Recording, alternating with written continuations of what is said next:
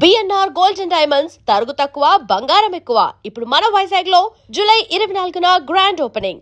Sir మీ సినిమాలన్నీ పరిశీలిస్తే ఇప్పుడు పడియప్ప బ్యాక్గ్రౌండ్లో కుమారస్వామి రెఫరెన్స్ ఉంటుంది, అలాగే నరసింహనాయుడు లక్ష్మీ నరసింహస్వామి రెఫరెన్స్ ఉంటుంది. అక్కడి నుంచి వస్తే ఇంద్ర సినిమా కానీ, గంగోత్రి తీసుకుంటే గంగపుట్టిన స్థానం, ఇంద్ర తీసుకుంటే మన కాశీ, అలాగే బద్రీనాథ్, సో మీ అష్టాక్షరి మంత్రం, ఇలా మీ ప్రతి సినిమాలో దేవుడి రెఫరెన్స్ ఖచ్చితంగా బ్యాక్డ్రాప్లో ఉంటూనే వస్తుంది. నాకు తెలిసి మొట్టమొదటి రచయిత మీరు ప్రతి సినిమాలో అలా దేవుడి ప్రస్తావన ఈ భారతదేశంలో. అయితే ఇప్పుడు సినిమాలన్నీ సనాతన ధర్మం గురించి బలంగా చెప్పాలని పెద్ద పెద్ద సినిమాలు వస్తున్నాయి. ఇప్పుడు ట్రెండ్. సో సినిమాలు అవి అయితే ఈ మధ్య కాలంలో వచ్చిన ఒక 3 సినిమాలు ప్రస్తావిస్తాను సార్.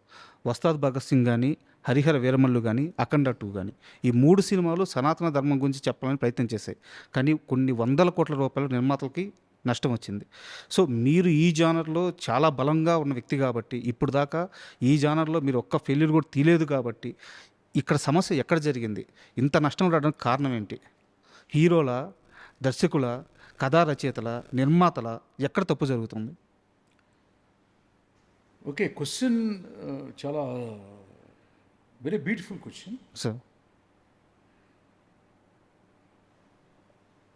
అఖండ 2లో నటించినటువంటి నందమూరి బాలకృష్ణ గారు నాకు దైవంతో సమానం.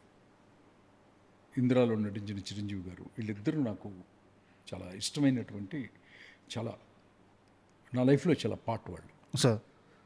సో ఆ 3 సినిమాల్లో నటించినటువంటి హీరోలు బాలకృష్ణ గారు, పవన్ కళ్యాణ్ గారు అద్భుతమైనటువంటి పెర్ఫార్మెన్స్ చేశారు. నేను 3 సినిమాలు నేను చూశాను.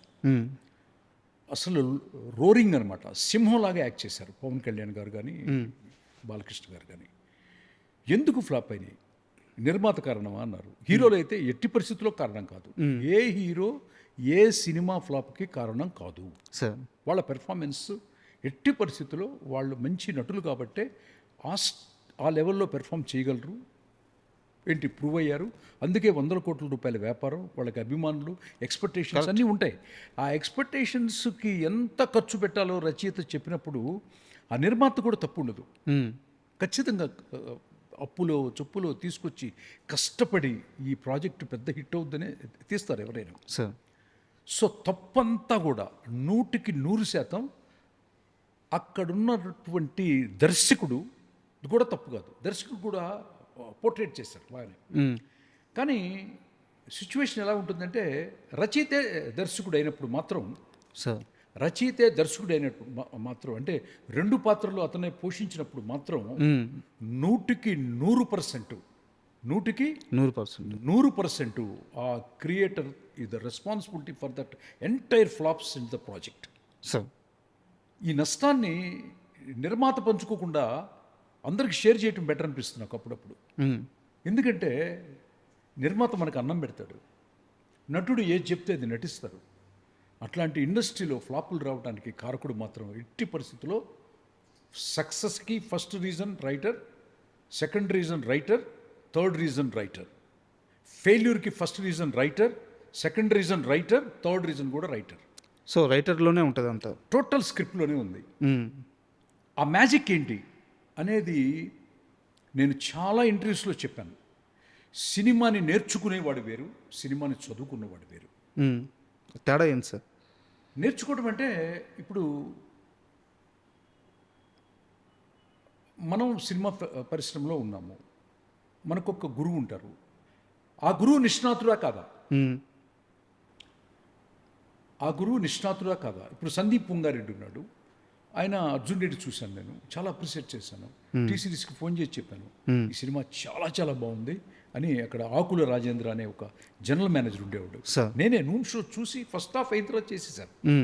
సో ఆ అబ్బాయి ఫారెన్లో చదువుకున్నాడు, నాగ్ అశ్విన్ ఫారెన్లో చదువుకున్నాడు సినిమాని. దురంధర్ డైరెక్టర్, ఓకే, ఆ అబ్బాయి చదువుకున్నాడు. ఆ తర్వాత సుకుమార్ గారు హైలీ ఎడ్యుకేటెడ్, మన పుష్ప, అవును ఆయన లెక్చరర్. లెక్చరర్. అట్లాగే మీకు ప్రశాంత్ నీల్ గారు ఉన్నారు, KGF 1 and 2. అబ్బాయి కూడా ఫారెన్లో చదువుకుని వచ్చారు. సినిమాని నేర్చుకునే వచ్చిన వాళ్ళ తరం ముగిసిపోయింది. ఇక సినిమాని చదువుకోవాలి. సినిమా అనేది ఒక పెద్ద ప్రపంచం. ఆ ప్రపంచంలో చదువుకుంటే స్క్రిప్ట్ ఎలా సోల్తో రాయాలి, ఎట్లా స్క్రిప్ట్ని స్క్రీన్ కథగా మార్చాలి, ఆ సోల్ని ఎట్లా స్క్రీన్ ప్లేగా మార్చాలి అనేది పెద్ద పెద్ద ప్రొఫెసర్స్, పెద్ద పెద్ద లెక్చరర్స్, పెద్ద పెద్ద యూనివర్సిటీల్లో దాన్ని ఎడ్యుకేషన్గా చెప్తారు. వాళ్ళకే రోజులు ఉన్నాయి అన్నది మనకి ఇండియాలో ఉన్నటువంటి 5 దర్శకులు మనకి ప్రూవ్ చేశారు, ఇంకా ప్రూవ్ చేస్తారు.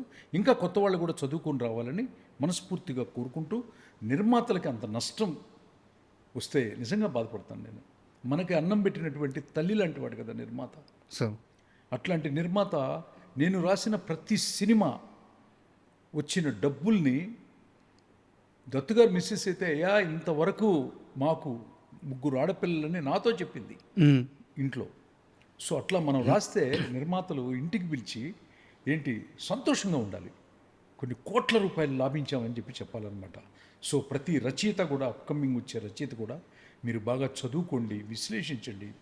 దర్శకులు కూడా బాగా చదువుకోండి, ఫారెన్ వెళ్ళండి, ఇంటర్నేషనల్ యూనివర్సిటీస్ ఉన్నాయి, బెస్ట్ యూనివర్సిటీస్, అక్కడి నుంచి వచ్చి మీ యొక్క దేశంలో ఒక పెద్ద గొప్ప సినిమా తీస్తే మనకు అన్నం పెట్టే నిర్మాత ఇంట్లో ఒక దీపం కాదు, ఇల్లంతా రోజు దీపావళి లాగా ఉంటుంది.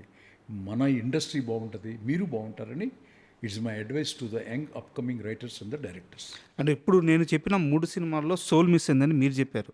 యాక్చువల్గా అదే జరిగింది కూడా, రిజల్ట్ అదే కనిపిస్తుంది. బట్ ఇక్కడ పవన్ కళ్యాణ్ గారు సనాతన ధర్మాన్ని బలంగా చెప్పాలని ఆయన ఇప్పటికీ అదే నిర్ణయంతో ఉన్నారు. సో అలాంటి సినిమా కోసం ఆయన ఎదురు చూస్తున్న క్రమం కూడా ఇది.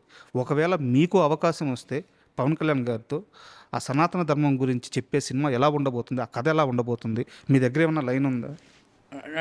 అంటే ఎలా చెప్పాలంటే, నేను చెప్పాను కదా ప్రతి సంవత్సరం ఒక కథ రాస్తానంటే, సార్ ఒక 12 సంవత్సరాలు అయింది నేను సినిమా చేసి. 12 పెద్ద కథలు రాసేసి ఉంటాను కదా.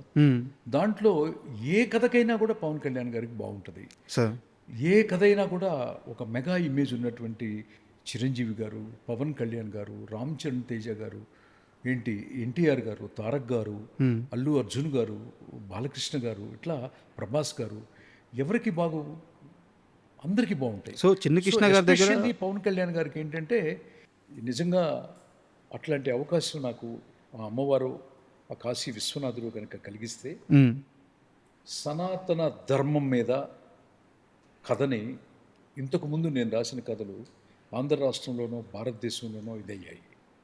యావత్ ప్రపంచం, మళ్ళీ చెప్తున్నాను, యావత్ ప్రపంచం దాంట్లో ఉన్నటువంటి ఆత్మని, మనం చెప్పేటటువంటి ఆ యొక్క ధర్మంలో ఉన్నటువంటి లోతుల్ని ఇతర మతస్థులైనటువంటి ఈ భూగోళంలో ఉన్నటువంటి ఎడారి ప్రాంతంలో ఉన్నటువంటి అరబ్ దేశాలు, క్రిస్టియానిటీ ఉధృతంగా ఉన్నటువంటి western countries, United Kingdom and United states of the America, అన్ని దేశాలు కూడా దీన్ని ఒక పాఠ్య గ్రంథంగా తీసుకొని అన్ని యూనివర్సిటీల్లో కూడా దీన్ని క్లాస్గా ప్రొఫెసర్స్ చెప్తారు అని నా నమ్మకం. అలాంటి కథ ఉంది.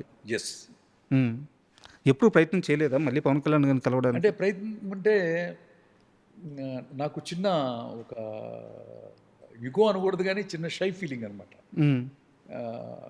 పిలిస్తే వెళ్ళాలి, లేకపోతే అంత వాళ్ళని ఇబ్బంది పెట్టినట్టు ఉంటుంది అని ఆలోచిస్తాను నేను.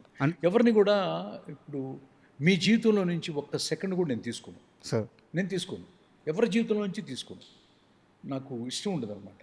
సో తెలుసు కదా నేనంటే ఏంటో. సో